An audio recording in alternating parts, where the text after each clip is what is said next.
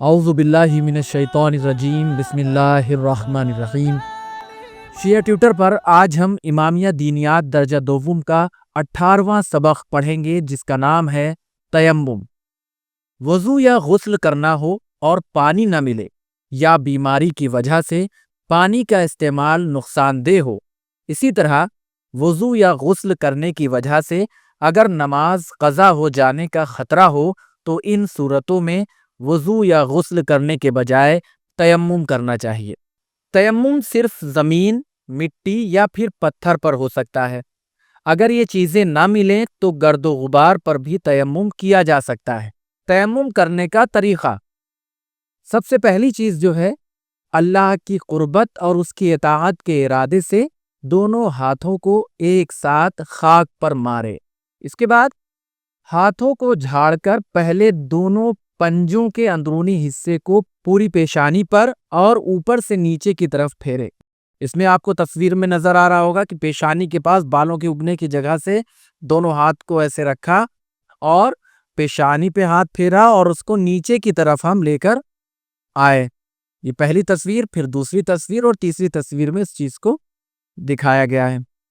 بائیں ہاتھ کے پنجے کو داہنے ہاتھ کی پشت پر گٹے سے انگلیوں کے سرے تک پھیرے۔ اسی طرح دائیں ہاتھ کے پنجے کو بائیں ہاتھ کی پشت پر گٹے سے انگلیوں کے سرے تک پھیریں۔ تصویر میں اس چیز کو بتایا گیا ہے۔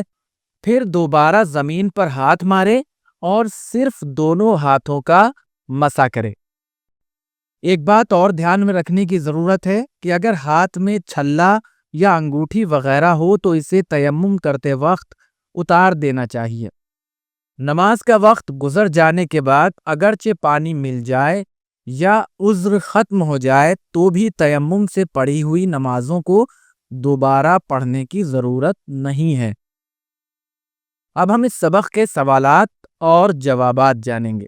تیمم کب کرنا چاہیے؟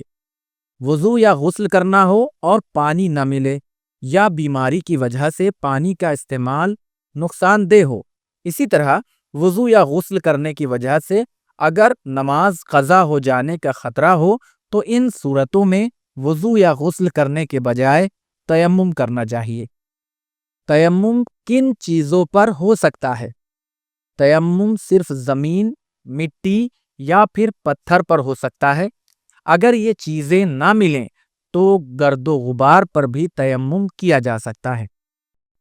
آج کا سبق یہیں پر مکمل ہوتا ہے۔ انشاءاللہ ہم پھر حاضر ہوں گے ایک نئے سبق کے ساتھ۔ تب تک آپ دیکھتے رہیے شیعہ ٹیوٹر۔